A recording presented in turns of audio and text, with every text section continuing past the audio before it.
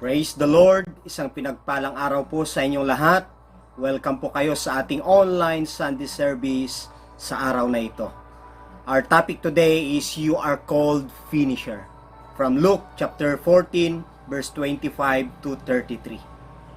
Let's read our scripture sa Magandang Balita Biblia, ang pagiging alagad. Verse 25, sumama kay Jesus ang napakaraming tao. Humarap siya sa kanila at kanyang sinabi, hindi maaring maging alagad ko ang sinumang umiibig sa kanyang ama at ina, asawa at mga anak, mga kapatid at maging sa sarili niyang buhay ng higit sa akin. Verse 27, ang hindi magpasan ng sarili niyang krus at sumunod sa akin ay hindi maaaring maging alagad ko. Verse 28, kung ang isa sa inyo'y nagbabalak na magtayo ng tore, hindi ba siya uupo muna upang magplano at kwentahin kung magkano ang magagastos niya upang matiyak kung may sapat siyang pera para maipatapos ang kanyang ipapatayo? Verse 29, baka matapos mailagay ang mga pundasyon ay hindi naman mayari ang tore. Siya'y kukutyain lamang ng lahat ng makakakita niyon. Verse 30, sasabihin nila ang taong ito'y nagsimulang magtayo, ngunit hindi naman naipatapos. Oo, sinong hari na makikipagdigma sa kapwa-hari ang hindi mo na mauupo upang pag-aralang mabuti kung kaya niya, gamit ang 10,000 niyang kawal na sumagupa sa kalaban na may 20,000 kawal. At kung hindi pa niya kaya, malayo pa ang kalaban, ay magsusugo na siya ng mga kinatawan upang makipagkasundo. Last verse, gayon din naman, hindi maaaring maging alagad ko ang sinuman kung hindi niya tatalikuran ang lahat sa kanyang buhay. Purihin ang Panginoon sa pagkabasa ng kanyang banal na salita. Tayo po ay sama-samang manalangin. Hallelujah.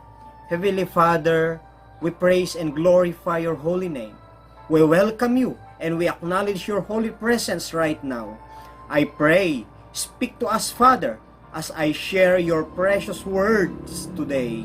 In the name of Jesus. Lord, I pray, maging encouragement at maging pagpapala ito sa mga manunood. Anoint us, Father, to hear your word and obey it. I declare victorious service in Jesus' name. Amen. If you are truly a Christian, kapatid, kailangan mong tumugon sa panawagan ng Diyos. Paul motivated to finish his calling well. Kahit na hindi naging maganda ang kanyang record nung una, ang kanyang pamumuhay, pero nabago siya ng ating Panginoon. God will finish what He is started. Jesus Christ is the Alpha and the Omega, the beginning and the ending. Hallelujah. Kaya nga mga minamahal kong kapatid, it is important to fix our eyes on Jesus because He is the author and finisher of our faith. So one of the key factors in finishing our race is faith. Faith in Jesus.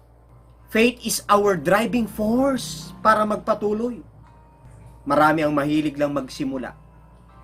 Hindi nakakapagpatuloy dahil kapag naharap na sa mga challenges, discouragement, or maybe disappointments, nawawalan na ng focus, nadidistract, to the point na nakakalimutan na ang kanilang purpose at mga plano.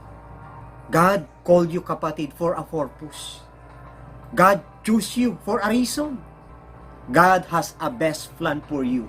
Amen po. Therefore, you need to be strong and be very courageous. Nung sinabi ng Panginoon kay Joshua na kanyang papangunahan ang mga Israelites, sinabi lang naman ng Panginoon sa kanya, be strong and courageous. Kapatid, bilang ilustrasyon natin, kung nag-give up si Sir Manny Pacquiao, hindi niya narating ang pagiging 8th Division World Champion sa pagiging boxing. Kailangan po natin, kapatid, na i-develop yung skills natin and to build up our faith, to to accomplish God's purposes. Are you finisher, kapatid? Or a starter? Christian life is a finisher. Amen? We are not giving up. Ang nagpapatuloy, nagwawagi. At ang umaayaw ay hindi nagwawagi. Sabi ni Freddy Aguilar. Okay? So ngayon, how to finish your calling well? Yan po ang ating pagpupukosan ngayon sa tatlong bagay na sasagutin po natin. First, in order to finish well, obey God personally, mga minamahal kong kapatid. Luke chapter 14 verse 26 and 27. Hindi maaring maging alagad ko ang sinumang umiibig sa kanyang ama't ina, asawa at mga anak, mga kapatid, at maging sa sarili niyang buhay ng higit sa akin, sabi ng Panginoon. Ang hindi magpasan ng sarili niyang krus at sumunod sa akin ay hindi maaaring maging alagad ko. Ang pagsunod ay pagpapakita ng iyong pagkilala at higit na pagmamahal sa ating Panginoong Diyos. Our obedience is trusting God wholeheartedly. Buong-buo ang pagtitiwala mo at nakadepende ka sa Kanya. Trust in the Lord with all your heart and lean not on your own understanding. Kaya magtiwala tayo sa kakayahan ng ating Panginoon para sa atin. Amen po. Si Apostol Pablo masaya po na ina-anticipate niya na matanggap ang victory, the crown from heaven. Sa pagsunod sa Panginoon, kapatid, mahalaga ang pag-surrender mo ng buhay. Kalakip nito ang sakripisyo at pagtatalaga ng buhay mo para sa Kanya. You are committing your life to God as a living sacrifice, holy and acceptable to God. Sacrifice is good, but it is better to obey than to sacrifice. Amen? To be the real you, be who you are. Ayaw ng Diyos na mapagkunwari. Gusto ng Panginoon, totoo tayo sa Kanya. Seryoso tayo sa Kanya. Be guided by the Holy Spirit. Papaano, Pastor? Be fully submitted to God. Offer your life to Him. I-develop mo yung potential mo because God is working on you. Hallelujah. Serving God is a personal conviction, mga minamahal. Tama po. Mararamdaman mo naman yan na nagkakaroon ka na ng heart for God. In heart for the souls. At nag-i-enjoy ka sa ginagawa mo. So, nagbibigay ka ng masaya, naglilingkod ka ng masaya, tumutulong ka ng bukal sa iyong puso, at may pananampalataya. Faith works by love. When God speaks to you, your response is very important. Yung pagtugon mo, kapatid, ang mahalaga. Minsan nagtatanong pa tayo, tinawag ba ako ng Diyos? Nagkakaroon pa ng agam-agam. God chose you, kapatid. God appointed you. God empower you to be a vessel of His glory. Hallelujah. Sabi ng isang awitin, bakit nga ba pinupuri kita? Bakit nga ba sinasamba kita? Bakit nga ba pinaglilingkuran? Bakit pinasasalamatan? Nais kong purihin ka, hindi dahil sa pagpapala. Nais kong paglingkuran ka, hindi dahil sa himala. Nais kong purihin ka, nang dahil sa ikaw ay ikaw, mahal kita, O Diyos, purihin ka. Praise God. Kapatid, in your efforts, you are not alone. God is at work in you, with you. So huwag kang matakot, kapatid, na sumunod, maglingkod sa Panginoon.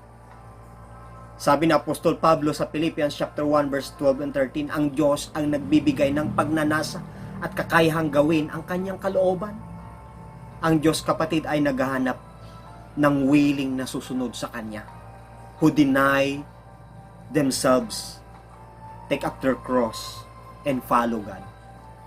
There are three kinds of followers, kapatid, na gusto ko pong idagdag sa ating pong pag-aaral. Una dito yung casual followers. These are irregular followers, by chance, occasional, or maybe accidental, without definite or without serious intention. Hindi bukas or hindi bukal sa kanilang puso. Secondly, convinced but not committed. You are right, but I will go, but so ito yung kinukondisyon ang sitwasyon o pangyayari. They agreed but not do the things they agreed. Thirdly, committed followers. These are the followers who really obeyed and love God. Ikaw ba ito, kapatid? Remember, kapatid, God has called you and chosen you with a purpose. So you must obey God personally. Amen po. Ang pagsunod ay nangangahulugan ito na ng pakikinig sa salita ng Diyos at paggawa sa kanyang kalooban bilang pagpapahalaga sa kanyang authority. Anumang desisyon at aksyon na gagawin natin, dapat ito'y nakakabatay sa salita ng Diyos. It is very clear the rewards for obedience from Deuteronomy chapter 28 verse 1 to 40. If you fully obey the Lord your God, in this blessing will overtake you, sabi ng scripture. You are always on top and never at the bottom. You are giver, lender, not a borrower. Praise God. You will be blessed wherever you go and whatever you do. Your children will be blessed. God will protect you. God will provide for you. And you will experience abundant prosperity.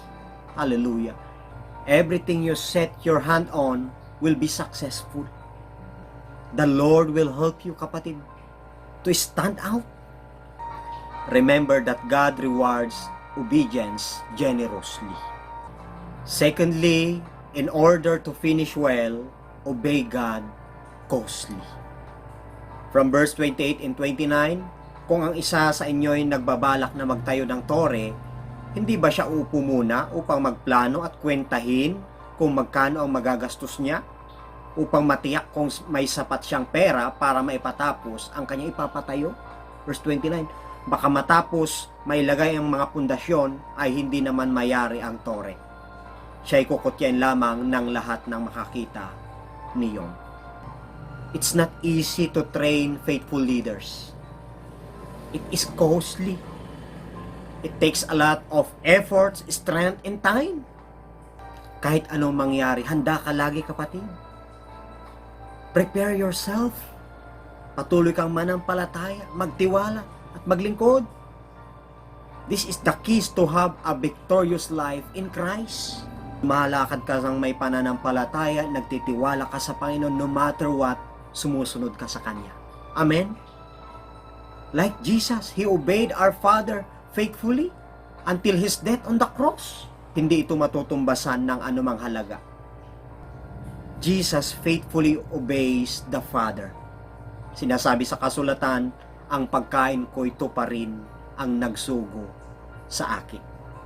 May mga Christian bago sila tumugon sa panawagan ng Diyos o bago sila sumunod, tinitignan muna nila na ang cost of discipleship. Ano ang may invest ko dyan? Yung time, yung talent, yung treasure na meron ka. Alam niyo po, anuman ang meron ka, kapatid, huwag kang mag-atubiling ipagamit yan sa Panginoon. Dahil lahat ng meron tayo, hindi naman sa atin talaga yan eh. Yan ay pinagkatiwala lang sa atin ng Panginoon. Tayo ay katiwala. Be of good steward, kapatid. Minsan, ano ang mapapala ko dito? Ano ba ang makukuha ko dito? If you are truly serving God, kapatid, sagot ka ni Lord. Amen. God will sustain you. God will provide everything you need. Basta willing ka lang na sumunod sa Kanya. Amen po. Serve God faithfully. Sumunod lang ng may katapatan, kapatid. Seek the blesser. Serve the blesser. Then He will reward your faithfulness. Hallelujah. Remember that our labor in the Lord is not in vain. Your faithfulness will be rewarded, kapatid. At lagi natin tatandaan, serving God is the greatest privilege. Hallelujah. Serving Him is a highest calling. Amen? Okay? Daig mo pa ang presidente ng Pilipinas kung ikaw ay naglilingkod sa Panginoon. Dahil ikaw, pinaglilingkuran mo ang Creator, ang lumikha ng langit at lupa. The King of Kings, the Lord of Lords. We need faith and the mind of Christ to recognize something of lasting value in even our most ordinary task. Pwede kang gamitin ng Panginoon to do extraordinary things. Hallelujah. The world crowns success, but God crowns faithfulness. Hallelujah. Sabi ng 1 Corinthians chapter 9 verse 24. Alam ninyong ang mga kalahok sa paligsahan ay tumatakbong lahat, ngunit iisa lamang ang nagkakamit ng gantimpala. Kaya't pagbutihin ninyo ang pagtakbo upang kamtan ninyo ang gantimpala. Si Apostol Pablo, mga minamahal, he used running a race as a picture of the Christian life. So hinahamon po tayo na huwag lamang tumakbo, but to run and to win. Habang tayo ay tumatakbo dito sa sanlibutan, naglalakbay sa mundong ito, let us fix our eyes on Jesus. Okay? Because He is the author and perfecter of our faith. Bigyan natin kaluguran ang ating hari. Parangalan natin siya. At bigyan natin siya ng kaluwalhatian sa lahat ng ating ginagawa. Pwede po ba yon? Yes, mga minamahal. If you quit serving God because of difficulties, obstacles, or maybe of your sins, you lost your rewards. Kaya magpatuloy ka lang, kapatid. While running, give your best, kapatid. May nakakita man sa'yo o wala. Run your race with patience, perseverance, and persistence for the King. Amen po? Napakasarap pakinggan kapag sinabi sa atin ng Master, ng ating Panginoon, well done, good and faithful servant. Halika't makihati ka sa kagalakan ko. Wow! We are to run faithfully. Amen po. We run to honor our King and to receive from Him an eternal rewards. Hallelujah. Thirdly, in order to finish well, obey God persistently. Sabi ng verse 30, sasabihin nila ang taong ito ay nagsimulang magtayo, ngunit hindi naman naipatapos. O sinong hari na makikipagdigma sa kapwa-hari ang hindi mo na maupo upang pag-aralang mabuti kung kaya niya gamit ang 10,000 niyang kawal na sumagupa sa kalaban na may 20,000 kawal. Verse 32. At kung hindi niya kaya, malayo pa ang kalaban, ay magsusugo na siya ng mga kinatawan upang makipagkasundo.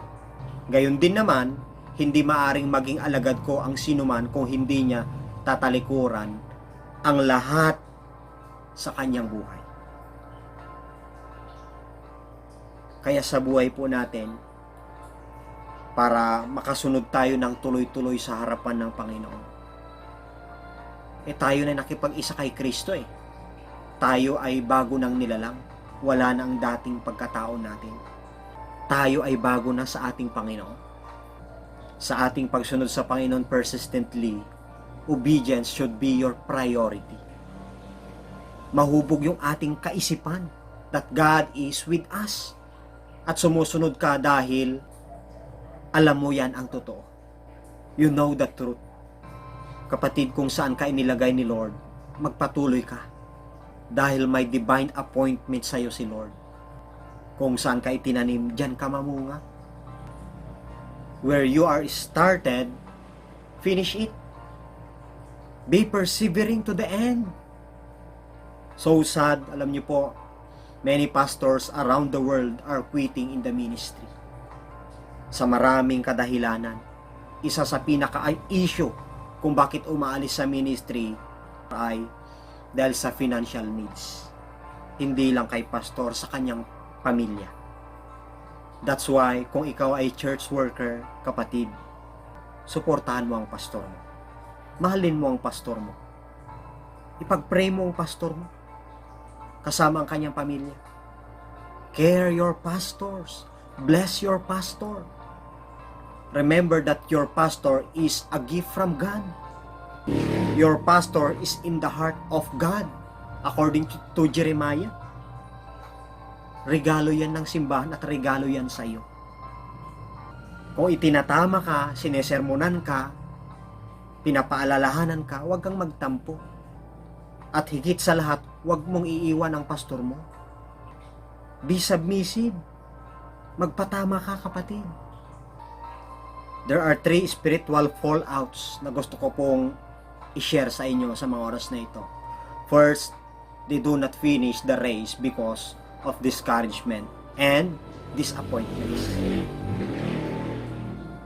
Second, they do not finish the race because of distraction. Thirdly, they do not finish the race because of disqualification. 1 Corinthians chapter 9 verse 27. We need to exercise discipline. Kaya bantayan natin ang ating character, ang ating attitude. Kahit na ikaw ang pinakamagaling kapatid, kung bagsak ka sa attitude, character, you are entitled for disqualification. Pero kung ikaw ay nakagawa ng kamalian, pwede kang i-restore ng Lord. Magpakumbaba ka sa Panginoon. Start a new beginning. Have faith to move forward. Watch your walk and talk. Hallelujah. In our Christian life, it's very challenging. Okay? A lots of persecutions, accusations, questions. Minsan, questionin nila tayo, yung integridad natin, yung kredibilidad natin, yung family natin, at minsan nakakapanghina. Pero tuloy lang tayo, kapatid. Amen? Sunod lang kay Lord. Sasamahan ka niya dahil yan ang pangako niya. Matthew chapter 28 verse 20. To obey everything I have commanded you, sabi niya. And surely I am with you always to the very end of the age. Praise God. Kamusta ang spiritual life mo, kapatid? Nais kong malaman mo ang 3 attitudes of the called. Kung sa ngayon, saan ka dito? It can be hot like Paul. It can be warm like Moses before he answered the call. Or it can be cold like Jonah. Napakaraming problem that keep us from fulfilling the call. Kaya isa na dito yung low self-esteem that brings a feeling of not being able to do something. Nagkakaroon ng doubt sa Panginoon o sa sarili. Kaya ko ba to? Pangalawa dito, not recognizing the voice of the Lord. To believe that men give the call. 1 Samuel chapter 3 verse 1 to 14. When Saul was living at the temple, he thought Eli was calling him. Pangatlo, fear. 1 Samuel chapter 3 verse 15. When Samuel had fear to tell Eli what God had told him. Kaya natatakot siyang sabihin. Or excuses. Hindi naman nangangahulugan na iwanan mo ang iyong pamilya bago ka sumunod. Just check your priority and balance. Ang magandang attitude is like the call of Isaiah. Here I am, Lord, send me. Narito ako, Panginoon, gamitin mo ako. Isugo mo ako. Si Paul sa Acts chapter 9, what do you want me to do? Tandaan mo ito, kapatid. Ang pagkatawag sa iyo ng Diyos at sa akin till the end. Amen po ba? Be persistent sa pagdalo, sa pagpupurit, pagsamba, sa mga prayer meetings, sa mga trainings, discipleship, for you to grow, to be equipped, to educate, and be empowered, kailangan po natin ang lahat na ito. So in conclusion, in order to finish our calling well, effectively, it requires you to completely surrender your life to God. With single-mindedness, regardless of what happens, be faithful and perseverant. Running in the race and staying on the track is necessary. If you don't run, you cannot win. Kaya kapatid, to finish your Christian life victoriously, you need dedication, determination, discipline, and commitment. Have a strong commitment. Have a strong conviction. Have a courageous faith. Have a spiritual discipline. Have the spirit of excellence. Doing your best. Amen po ba? Be a lifelong learner, kapatid, and persevered in difficult times. At magkaroon ka ng malinaw na pananaw. You serve God to win the prize for the future. Amen po ba? Hallelujah. To God be the glory. Hallelujah. To God be the glory. Tayo po ay sama-samang manalangin. Our Heavenly Father, hallowed be your name. Your kingdom come. Your will be done on earth as it is in heaven. Salamat, Panginoon, sa mensahe mo sa araw na ito. Help us, Lord. Guide us. Lead us. Strengthen us and empower us by the power of your Holy Spirit as we continue serving you. That by your grace, O God, we press on towards you. In the name of Jesus. Father, be with us to finish our race well. In Jesus' name. Hallelujah. Liwanagin po ninyo ang aming dinaraanan. Bigyan kami ng kalakasan. Bigyan kami ng strong desire na mag-glorify ka. Maluwalhati ka, Panginoon. Lord, I pray that you enlarge our territories and keep us from the works of the enemies. In the name of Jesus. Bless us, Father, with good health, wisdom, knowledge, power, and passion to finish our calling well in the name of Jesus. We love you, Father, Lord Jesus, Holy Spirit. This I pray in the mighty name of Jesus.